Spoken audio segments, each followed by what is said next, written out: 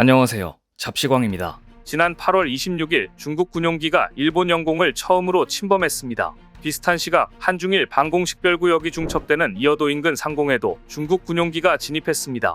일본 방위성은 이날 오전 11시 29분부터 31분까지 약 2분에 걸쳐 중국 인민해방군 정보수집기 한 대가 일본 영공을 침범했다고 밝히며 항공자위대 F-15와 F-2 전투기를 띄워 경고에 나섰습니다. 일본은 중국 측 대표를 외무성으로 불러 항의하고 재발 방지를 요구했지만 영공 진입은 주권 침해로 간주될 수 있으며 국제법상으로도 허가 없는 영공 통과는 적법성을 인정받지 못합니다.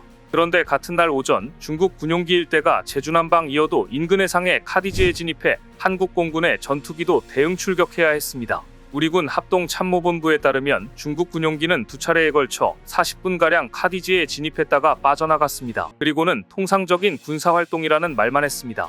중국이 카디지를 침범하자 우리보다 일본이 더 놀라는 표정이었습니다. 중국의 전투기가 순식간에 일본을 타격할 가능성이 있기 때문입니다. 그런데 중국은 왜 한국과 일본이 영공을 침범하면서 분란을 일으켰던 것인지, 그리고 왜 하필 8월 26일이었는지, 아울러 한국이 드디어 카디지 탐지의 획기적인 기술을 국내에서 개발에 성공했다고 하는데요. 대체 어떤 기술인지 자세히 알아보겠습니다. 지난 8월 26일 중국 군용기가 일본 영공과 한국 방공식별구역을 진입한 것을 두고 다양한 해석이 나오고 있는데요. 가장 먼저 그날은 한미연합군사연습 일명 을지 자유방패작전이 진행 중이었다는 사실이 중요합니다. 중국 군용기의 카디지 진입은 최근 자주 일어났지만 이날은 한미해군과 해병대의 4단급 연합상륙훈련이 진행되던 시기에 일어난 일이라는 점에서 중국 군용기가 한미해군 및 해병대에 대한 정보 수집을 시도했을 가능성이 있다는 분석이 지배적입니다. 또한 중국 군용기가 일본 영공과 카디지를 헤집고 다닌 건 한미일 자산 관련 정보 수집과 동시에 너희들 연합훈련하면 우리는 영공을 침범하겠다고 자신들의 위력을 과시하려 했다는 의견도 있습니다. 이것도 일면 가능성이 있어 보입니다. 그간 중국 군용기는 카디지의 사전 통보도 없이 자기 안방처럼 넘나들기를 반복했지만 우리 군은 전투기를 출격시켜 근접 비행하거나 외교 루트를 통해 항의하는 등 소극적으로 대응해왔습니다. 그러다 작년 8월 이후에는 강경 대응을 하기 시작한 것인데요. 중국 군용기의 카디지 진입은 올해 133회로 2019년부터 지난해까지 연평균 60여 회에 비해 올해는 유난히 늘었습니다. 무엇보다 최근 4년 동안 중국 군용기가 우리 군의 사전 통보 없이 총 300회 넘게 한국 방공식별구역에 진입한 것으로 확인돼 충격을 줬습니다.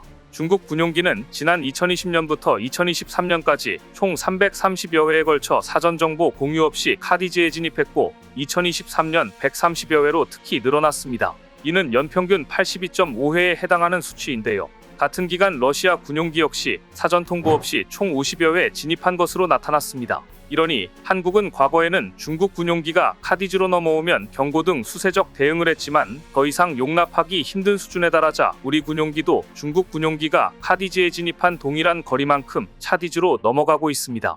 작년 8월에 우리 군은 중국의 카디지 무단 진입에 대응해 우리 전투기가 차디지에 처음 진입했고 중국이 러시아 군용기와의 연합훈련 명분으로 카디지에 진입했을 때 침범한 동일한 거리에 진입해 대응작전을 펼친 것으로 알려졌습니다. 다만 군 당국은 직접적인 군사적 충돌을 방지하기 위해 차디지 진입 시 중국 측에 사전 통보는 하고 있다고 밝혔습니다. 중국은 통보 없이 넘어오지만 우리는 통보를 하고 진입하고 있는 것입니다. 하지만 한국은 중국의 이런 태도를 보고만 있지 않았습니다. 최근 한국은 중국의 카디지 침범을 추적 탐색하기 위해 세계 최고 수준의 장거리 레이더를 개발하는 데 성공했습니다. 최근 방위사업청은 순수 국내 기술로 개발한 장거리 레이더의 전투용 적합 판정을 받아 연구 개발에 성공했다고 발표했습니다. 이 장거리 레이더는 365일 24시간 한국 방공식별구역까지 항공기의 탐지 추적이 가능한 레이더로서 레이더로 포착한 정보를 공군의 중앙방공통제소로 실시간 전송함으로써 즉각적인 방공작전을 보장하는 우리 공군 영공방어의 핵심 무기체계가 될 전망입니다. 신형 장거리 레이더는 2021년 2월 LIGNX1과 체계 개발 계약을 체결한 이후 설계와 시제 제작을 거쳐 약 1년 반 동안 시험평가를 수행한 끝에 전투용 적합 판정을 받았는데요. 그동안 실제 작전 환경과 동일하게 레이더를 설치해 혹한기와 혹서기 성능 시험, 핵심 부품 수명 시험, 전자기 시험, 수십 회에 걸친 비행 시험, 미국 국방기관의 피하 식별 인증 시험 등을 거쳐 군이 요구한 시험평가 항목을 모두 기준 충족했습니다. 치열한 시험 평가를 통해 신형 장거리 레이더가 공군의 요구 성능을 만족하는 것이 확인됐고 탐지거리 및 확률, 정확도 등에서 세계 최고 수준의 성능임이 증명된 것입니다. 장거리 레이더 연구개발 성공으로 우리나라는 세계에서 몇 안 되는 장거리급 레이더를 자체 제작 생산할 수 있는 국가가 됐다는 점도 중요합니다. 방사청은 이번 사업의 의미를 이렇게 표현했습니다. 이번 사업을 통해 대형 안테나 설계 제작과 방열 기술, 한반도의 운용 환경에 적합한 빔 템플릿 운용 및 최적화 기술, 특정 주파수 대역 질화갈륨 소자 기반 반도체 송수신 모듈 개발 등 다양한 독자 기술을 확보하여 선진 레이더 기술 수준에 진입한 것으로 평가됩니다. 방위사업청은 내년 1월까지 국방규격 제정과 목록화를 완료하고 2026년부터 양산 사업에 착수하여 노후된 레이더를 신형 국산 장거리 레이더로 교체할 예정인데요.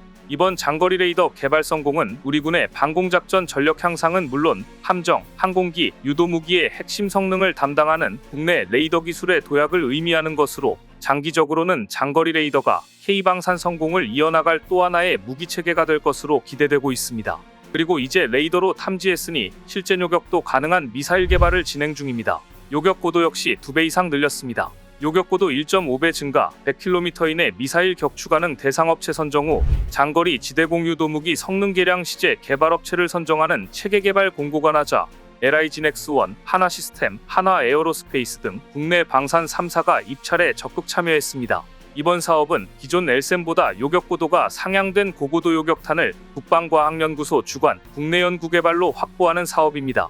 핵심은 기존 LSAM의 요격고도는 40에서 60km 정도이나 LSAM2의 요격고도는 1.5배 늘어 고도 100km 이내에서 미사일을 요격할 수 있게 된다는 점입니다. 또한 기존 LSAM 탄도미사일 요격탄보다 요격고도가 높아진 고고도 요격 유도탄을 새로 개발하고 기존 LSAM과의 체계 통합 발사대가 추가됩니다. 이렇게 되면 LSAM의 고고도 요격 능력 향상 및 방어 범위 확장으로 기존의 LSAM 중거리 지대공 유도무기와 함께 고도별 대응이 가능한 다층 방어를 구현할 수 있을 것입니다. 이 사업은 우선 LIG 넥스원이 전반적인 체계 통합을 맡을 것으로 예상되며 하나에어로스페이스가 대탄도탄 유도탄 체계 개발을, 하나시스템은 다기능 레이더 개발을 담당할 것으로 예상됩니다.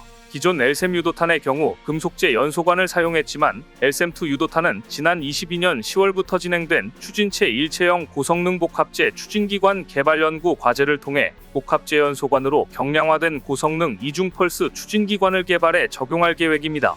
이를 통해 추진기관 체결부를 제거하고 탄소섬 유강화 복합 소재로 로켓모터 연소관과 추진재, 내열 고무를 일체 성형해 유도탄의 주 추진기관인 로켓모터를 경량화할 수 있을 것입니다.